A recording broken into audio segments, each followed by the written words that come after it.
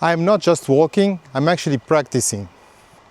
So it's almost 2 weeks to my talk in KotlinConf 2026, and I'm practicing the script.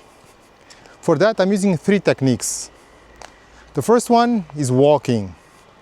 So there's plenty of research and evidence that movement helps your brain with recall.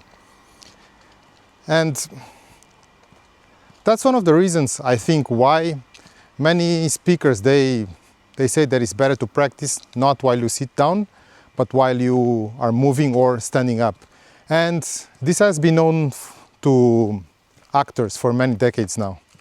Also, it looks like Steve Jobs liked to talk and walk. And at Apple, I heard that they still do it. Managers and team members, they walk.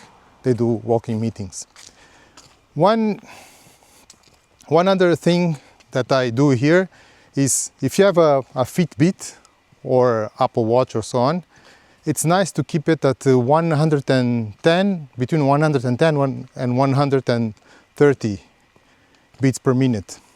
That simulates the talk environment when you might be nervous and so on, and try talking. That's what I'm doing right now. So this is number 1.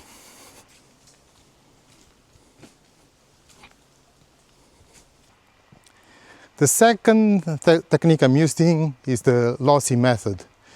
This is also called, it's a more than 2000 year technique. It's also called the memory palace. How it works is that you assign ideas to places you know, ideas you want to remember. So, for example, my talk has 8 sections, and I know this road pretty well. This is an old road used for walking old railways, and I assign to certain spots some sections. So, for example, I'm just arriving at the bridge right now. I saw a snake in this bridge a couple of months ago. So one of the tricks is, okay, this is section 2, but also it's nice to assign a story to the bridge. The more ridiculous and the more vivid the story is, the better for recalling. So for this bridge, as I said, I saw a snake a while ago. And the story I make here is that there's a huge snake dangling over the bridge there. And it's saying 2, 2, 2, 2, 2, 2. That makes me remember that this one is section number 2. So what you do is not memorize a 45 minutes talk. No. Because like if you memorize it and you talk about it, it's going to be like memorized talk. It's obvious. No, you just assign some structure and you map it. You map the structure of the talk.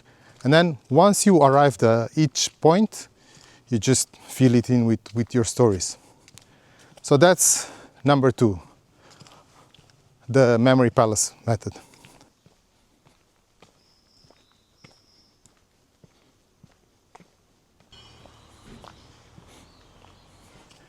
And the number 3 is a spaced repetition. This is something I learned when I was studying Japanese. And so it's good to practice a linear session, so from the start to the end of the talk.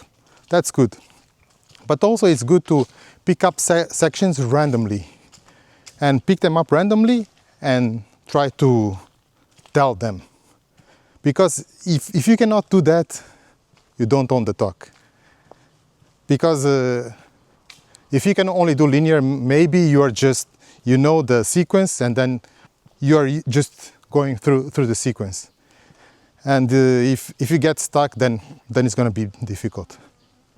So picking random sections of the talk, and practicing is the third method. Yeah, and that's it. So here I'm in the countryside, far from Tokyo. And why this is better? Because look at this, there's no one here. I can just talk and talk loud and act silly. When you are in Tokyo, you can't really do that. It feels a little bit weird. You are in the middle of the street, there's always people around. Here, just look at this. So nice, there's no one here. so I can simulate and talk and practice on my script. All right, that's it for today, and the last video will be me going to Munich, to KotlinConf 2025.